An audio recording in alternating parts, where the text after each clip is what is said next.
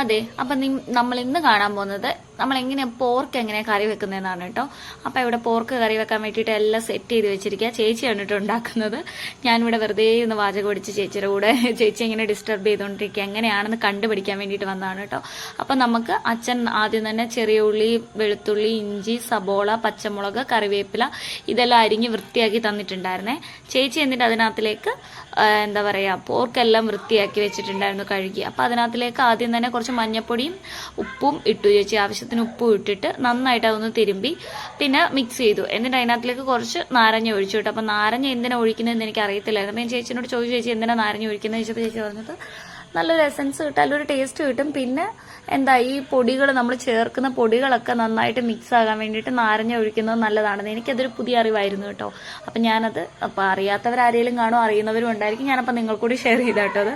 അതിന് ശേഷം നമ്മുടെ എരിവിന് ആവശ്യത്തിനുള്ള മുളക് പൊടി, മല്ലിപ്പൊടി, പിന്നെ ഗരം മസാല ഇത് മൂന്നും ഇട്ടിട്ട് നന്നായിട്ട് മിക്സ് ചെയ്തെടുക്കണം കേട്ടോ. നമ്മൾ ബാക്കിയുള്ള ഈ നോൺ വെജ് ഒക്കെ ചെയ്യുന്ന പോലെ ചിക്കനും ബീഫൊന്നും ചെയ്യുന്ന പോലെ അല്ല, പോർക്കിനകത്ത് നന്നായിട്ട് നല്ല കുറച്ചധികം നേരം മിക്സ് ചെയ്തെടുക്കണം കേട്ടോ.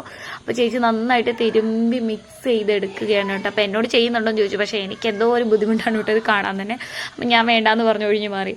പിന്നെ ചേച്ചി തന്നെ കല്ലിനകത്തിലിട്ടിട്ട് നമ്മൾ ഇടികല്ലുണ്ട് കേട്ടോ, അതിലെവിടെ വെളുത്തുള്ളിയൊക്കെ ചതയ്ക്കുന്നത്, വെളുത്തുള്ളി പിന്നെ ഇഞ്ചി, ചുമന്നുള്ളി ഇതെല്ലാം കൂടി നന്നായിട്ടൊന്ന് ഇടിച്ച് പാകത്തിനെടുത്തു കേട്ടോ. എന്നിട്ട് പാൻ ചൂടാക്കാൻ വെച്ചിട്ടുണ്ടായിരുന്നു. അതിനകത്തിലേക്ക് എണ്ണ കുറച്ചൊഴിച്ചു. അപ്പോൾ ചേച്ചി പറഞ്ഞു നെയ്യ് നന്നായിട്ട് പോർക്കിന്ന് വരും, അത് കാരണം കുറച്ചെണ്ണ മതി എന്നാണ് കേട്ടോ പറഞ്ഞത്. എന്നിട്ട് അതിനകത്തിലേക്ക് നമ്മൾ ഈ അരിഞ്ഞു വെച്ചിരിക്കുന്ന പച്ചമുളകില്ലേ, പച്ചമുളക് ചേർത്തു. എന്നിട്ട് അതിനകത്തിലേക്ക് ശേഷം കറിവേപ്പില, പച്ചമുളക് ഇട്ടിട്ട് ഒന്ന് ഇളക്കി കറിവേപ്പില ചേർത്തിട്ട് പിന്നെ വെളുത്തുള്ളി, ചുമന്നുള്ളി, ഇഞ്ചി ഇതെല്ലാം കൂടി ഇട്ടിട്ട് നന്നായിട്ടൊന്ന് മിക്സ് ചെയ്തെടുത്തു.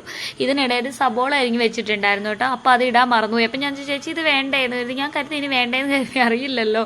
അപ്പം പിന്നെ ചേച്ചി വേഗം ഓർത്തിട്ട് വേഗം അത് ഇട്ടിട്ട് കുറച്ചൊരു ഉപ്പിട്ടു കേട്ടോ അതിനകത്തിലേക്ക്. സബോള ഇതൊക്കെ ഒന്ന് വേഗം ഒന്ന് വാടി കിട്ടാൻ വേണ്ടിയിട്ട് കുറച്ച് ഉപ്പിട്ട് നന്നായിട്ടൊന്ന് ഇളക്കി. അപ്പോൾ എണ്ണ ആദ്യം ഈ നെയ്യ് വരുന്ന കാരണം എണ്ണ കുറച്ചാണല്ലോ ഒഴിച്ചത്. അപ്പോൾ കുറച്ചും കൂടി എണ്ണയുടെ ആവശ്യം വന്നപ്പോൾ ചേച്ചി ഒഴിച്ചു കേട്ടോ.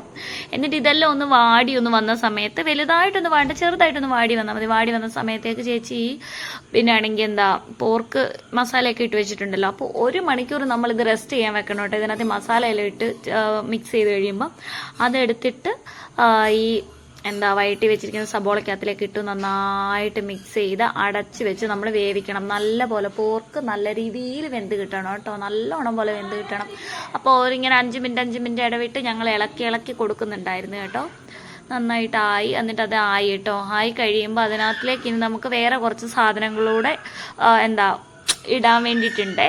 അപ്പോൾ അതിനകത്തിലേക്ക് വേണ്ട സാധനം എന്താണെന്ന് വെച്ചിട്ടുണ്ടെങ്കിൽ ഞാൻ കാണിച്ചു തരാം കേട്ടോ. അപ്പോൾ അതിനകത്ത് നിന്ന് ആദ്യം തന്നെ എണ്ണ ഊറ്റിയെടുത്തിട്ടുണ്ട്, നെയ്യ് ഊറ്റിയെടുത്തിട്ടുണ്ട്. കാരണം ആ നെയ്യിലാണ് ഇനിയുള്ള സംഭവങ്ങൾ നമ്മൾ വഴറ്റിയെടുക്കേണ്ടത്.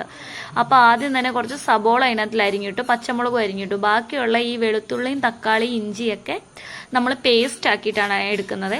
എന്നിട്ട് ആ പോർക്കിനകത്ത് നിന്ന് തന്നെ നമ്മൾ ഓൾറെഡി എണ്ണ എടുത്തിട്ടുണ്ടല്ലോ, അതിനകത്തിലാണ് ഈ സബോള വാട്ടിയത്. അതിനകത്തിലേക്ക് നമ്മൾ ഈ അരച്ച് പേസ്റ്റ് ആക്കിയിട്ടുള്ള തക്കാളിയും വെളുത്തുള്ളിയും ഇഞ്ചിയും കൂടിയിട്ട് നന്നായിട്ടൊന്ന് ഒന്ന് വേവിച്ചെടുക്കണം കേട്ടോ. നന്നായിട്ട് കുറുകിയ നെയ്യ് ഒന്ന് ഇതായി വരുന്ന പോലെ ആവണം കേട്ടോ. നന്നായിട്ട് കുറുക്കിയെടുക്കണം. അപ്പം അങ്ങനെ നന്നായിട്ട് വേവിച്ചെടുക്കുക. കാരണം അല്ലെങ്കിൽ ഈ തക്കാളിയുടെയൊക്കെ ഒരു പച്ചക്കുത്ത് വരും. നമ്മൾ ഇതിനകത്തിലേക്ക് ഈ ഒരു ഗ്രേവി പോലെ ചേർക്കുമ്പം അതിന് തക്കാളിയുടെയൊക്കെ ഒരു പച്ചക്കുത്ത് വരും. അത് അവോയ്ഡ് ചെയ്യാൻ വേണ്ടിയിട്ടാണ് നമ്മളിത് നന്നായിട്ട് വേവിച്ച് നല്ല തിളച്ചിട്ട് അതിനകത്തിലെ ആ നെയ്യ് ഇങ്ങനെ പൊന്തി വരുന്നൊരു അവസ്ഥയുണ്ടല്ലോ, അതുവരെ നമ്മൾ നന്നായിട്ട് തിളപ്പിക്കണം കേട്ടോ. എന്നിട്ട് ആ നെയ്യ് ഇങ്ങനെ പൊന്തി വരുന്ന ആ ഒരു ഇതിൽ വെന്തൊരു ഇതായിട്ട് വരുമല്ലോ. അപ്പോൾ അത് നമ്മൾ കണ്ടില്ല, അതാ ഈ ഒരു പാകം കേട്ടോ.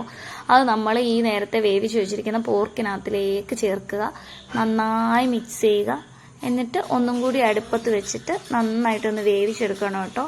പിന്നെ അതിനുശേഷം നമ്മൾ ഇതിനകത്തിലേക്ക് കായം തേങ്ങാക്കൊത്തും വേവിച്ചിട്ടിട്ടുണ്ടായിരുന്നേ. ഞാനത് വീഡിയോ എടുക്കാൻ വേണ്ടിയിട്ട് സത്യം പറഞ്ഞാൽ മറന്നു പോയി. അത് കാരണം ഞാനിപ്പോൾ നിങ്ങളോട് അഡീഷണൽ ആയിട്ട് പറയുന്നത് കേട്ടോ. കായയും തേങ്ങാക്കൊത്തും കൂടിയിട്ട് ഇതിനകത്ത് ഇട്ടിട്ടുണ്ടായിരുന്നു.